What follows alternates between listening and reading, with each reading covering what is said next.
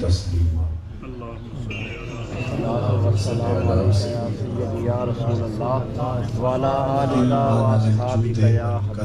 صلاۃ و سلام علیک یا سیدی یا رسول اللہ وعلی آلک و اصحابک یا حبیب اللہ.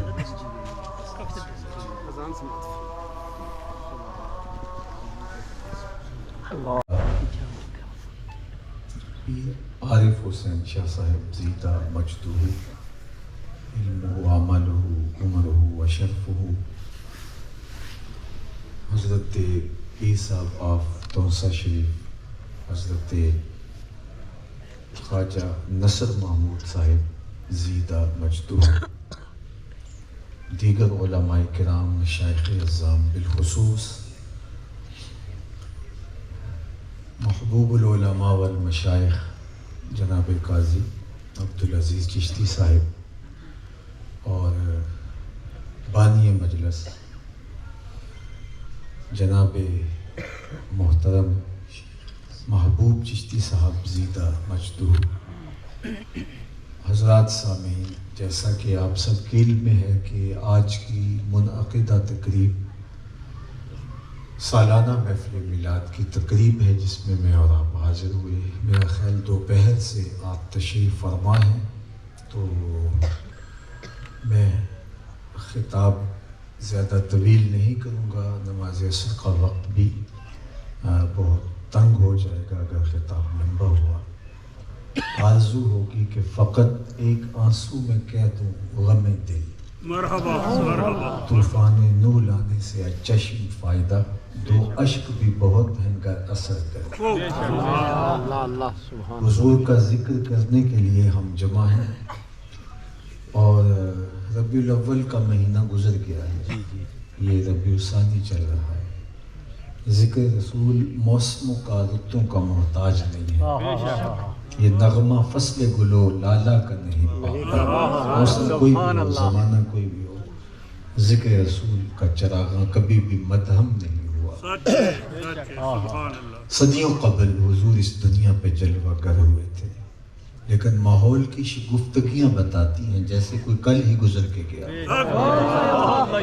زمین سے آسمان تک، آسمان سے لامکاں تک ہے، کہاں کھولے تھے گیسو یار نے، خوشبو کہاں تک ہے. ہم نے اتنا تذکرہ کسی کا ہوتے دیکھا نہیں جتنا میرے حضور کا. میرے امام نے کہا تھا کان جدھر لگائیے تیری ہی داستان، گھر گھر انہی کا چراغ، ہر لب پہ انہی کی نعتیں.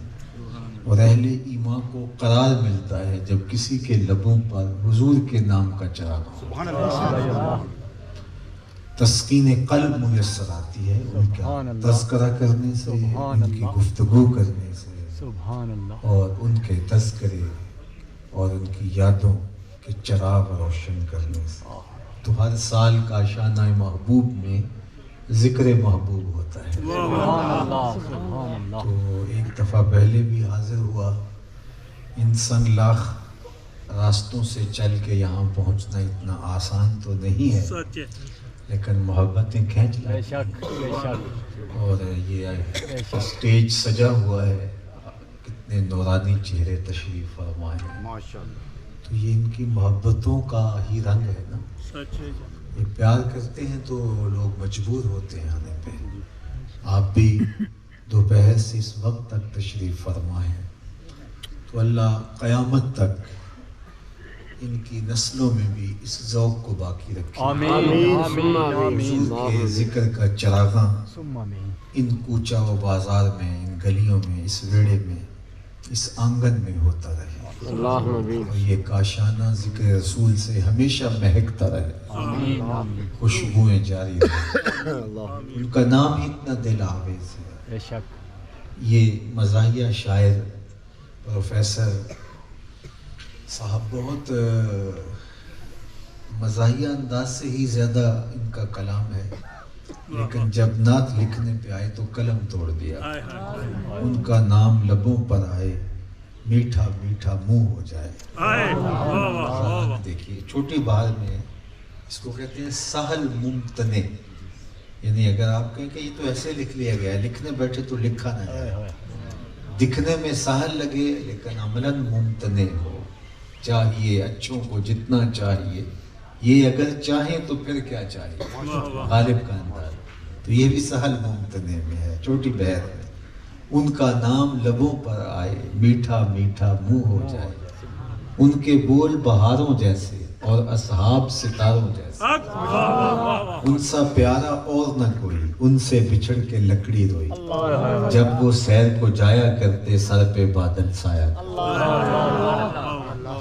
سبحان اللہ. کے رنگ ہے. باقی حضور کی صورت میں جو اللہ نے ہمیں انعام دیا ہے، یہ ایک دن کا محفل میلاد کا ماحول کیا، ساری زندگی بھی شکرانے میں گزارتے ہیں. اللہ سبحان اللہ. میں تو کہا کرتا ہوں ہمارے بدن پہ اتنے بال نہیں ہیں جتنے رسول اللہ کے احسانات ہیں. اللہ اکبر اللہ اکبر. ہم جکڑے ہوئے ہیں قرض رسالت میں. ساری زندگی ان کے نام کا چراغاں کرتے رہیں. حق کے شکر پھر بھی ادا نہ ہو. خدا شناسی تو بڑی دور کی بات ہے، ہم خود شناس بھی نہ ہوتے اگر وہ نہ آتے. اللہ اکبر. بے شک. در در کی رسوائی ہمارا مقدر ہوتی. ان کے آنے کے دم سے ہی یہ نور، روشنی، شعور، اجالے نصیب. اللہ اکبر. بے شک. مجھے بتائیے اشرف المخلوقات ہونے کے باوجود یہ انسان پتھروں کو اپنا معبود نہیں سمجھتا تھا. وَلَقَدْ كَرَّمْنَا بَنِي آدَمَ کا تاج سر پہ سجا ہے اور مٹی کے مادوں کے آگے پیشانی کا تقدس پامال کر رہا ہے. اسے یہ پتہ ہی نہیں کہ میں کون ہوں. حشرات الارض کو، چوپایوں کو، جانوروں کو اپنا خدا مان بیٹھے.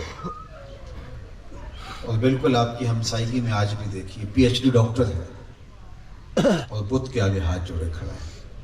اس کی عقل و بینش، اس کا فہم و ادراک، اس کی اتنی بھاری اور بھرکم ڈگری اسے نہیں بتا رہی کہ بدن پہ بیٹھی مکھی تو اڑا نہ سکے. میری ضروریات کا کفیل کیسے ہو سکتا ہے؟ لیکن ہاتھ جوڑے کھڑا ہے. M B B S doctor ہے اور گائے کے پیشاب کو تبرک سمجھ کے چسکیاں لے کے پی رہا ہے. اللہ اکبر. اس کی طبع میں کوئی نفاست نہیں ہے. اس کی طب نے اسے نہیں بتایا اس میں تعفن کتنے، جراثیم کتنے، لیکن وہ گائے کے پیشاب کو تبرک سمجھ رہا ہے. دوسری جانب میں اپنے گاؤں کی مسجد میں ایک بچے کو پانچا مل مل کے دھوتے ہوئے دیکھا تو پانی اس نے زیادہ کھولا تھا. جھڑکنے کے لہجے میں کہا کہ تم نے اتنا زیادہ پانی کھول رکھا ہے. تو وہ آگے لجاجت بھرے انداز میں مجھے کہتا ہے، حضرت میں گلی سے گزر رہا تھا، کسی جانور کے پیشاب کا چھینٹا میرے پانچے پہ گر گیا اور میں اسکول جا رہا ہوں. وہ کوئی درس نظامی کا فارغ و تحصیل نہیں تھا کہ جس نے نجاست غلیظہ و خفیفہ کے احکام پڑھے ہوں. وہ دوسری کلاس کا 6-7 سال کا بچہ تھا. میں سوچ میں ڈوب گیا کہ اس ڈاکٹر کو تو سمجھ نہیں آئی جو گائے کے پیشاب کو تبرک سمجھ کے پی رہا ہے، اور اس 6 سال کے بچے کو سمجھ آئی. تو اندر سے جواب آیا، وہ ہے ڈاکٹر لیکن اس کے ہاتھ میں دامن میرے حضور کا نہیں. یہ ہے بچہ لیکن ماں نے گٹی میں پیاری حضور کا دیا ہے. اس کی تقدس اس کی روح تک اتر گیا ہے، اس کے من میں تقدس اتر گیا ہے.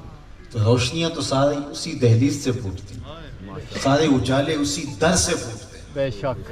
نہ خرد کی روشنی تھی نہ جنوں کی آ گئی تھی، تیری رہبری سے پہلے یہ جہاں جہان. بے شک. بے شک.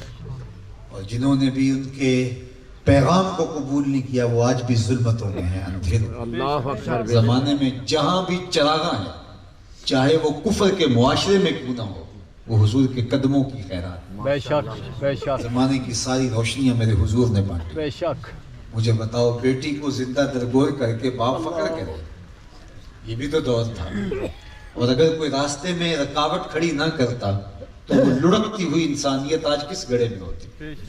کہ بیٹی کو زندہ درگور کر کے باپ فخر کر رہا ہے، اس پہ ناز کر رہا ہے. اور میرے حضور کی آواز گونجتی ہے، جو شرقتا غرب سنی گئی، شمال تا